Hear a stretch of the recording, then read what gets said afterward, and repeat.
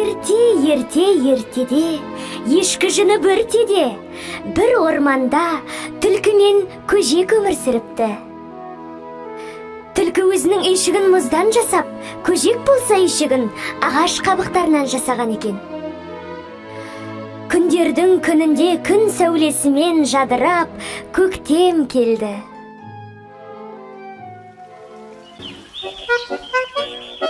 Көктем шуағына түлкінің мұздан жасаған ешігі еріп кетеді. Ал көжектің ешігі сол қалпында қалады. Үйінен айырылған түлкі көжектің үйіне бір түнеп шығуға рұқсат сұрап, қулығын асырып, үйіне кіріп алып, көжекті өз үйінен қуып шығады.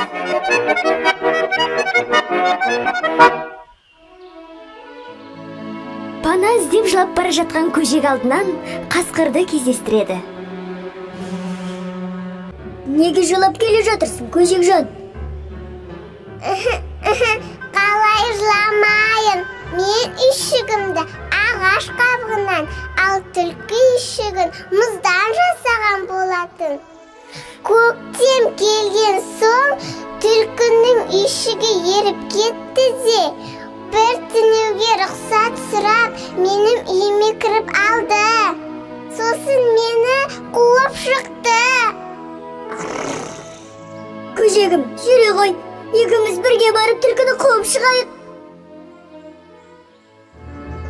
Көжек қасқыр ағасының жолыққанына қуанып, үйшікке бірге барады.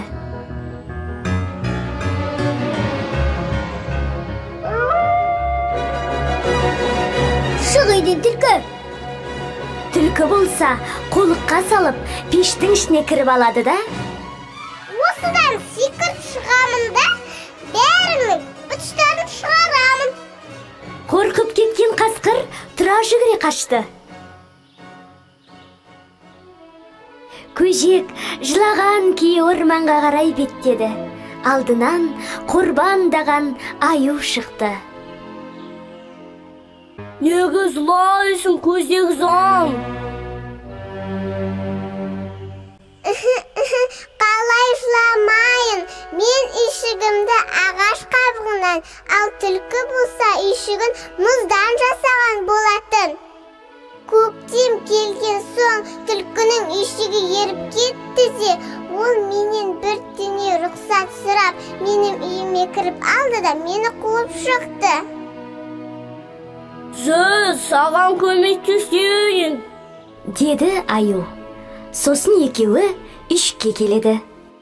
Сол үйден түлкі. Түлкі болса пештің ішінен Осыдан секіріп шығамын да, бәрінің быттарын шығарамын, деп айқай салды.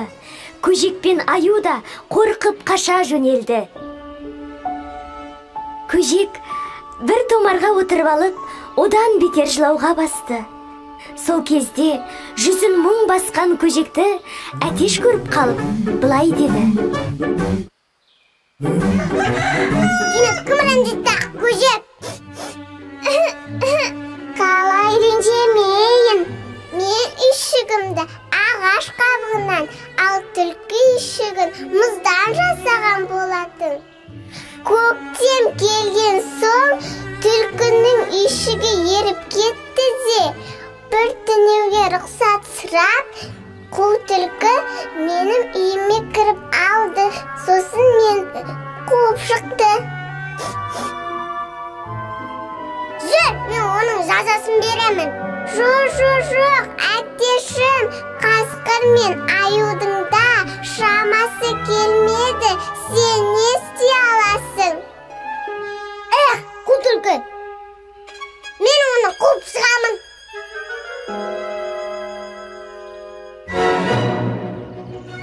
Екеуі үйшікке таяп қалды. Өзіне нық сенген әтеш: Кукареку! Әй түлкі, үйшіктен шықта көзіңді жоғал. Әйтпесе, арқаннан салғымен сені сауып бастаймын. Әтештің шалғысынан қорыққан түлкі былай дейді: Киініп жатырмын. Түлкі болмаған алмаған соң, Әтеш одан бетер ашуланды. Әй түлкі, жылдамдат! Әйтпесе, арқамдағы салғымен сапсам, күлінде қалмайды.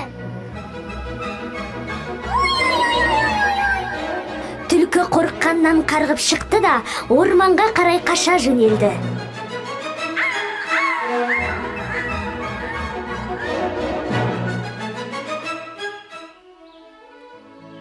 Ақ көжек қатты қуанғандықтан Әтешке өзімен біруге тұруға рұқсат беріпті.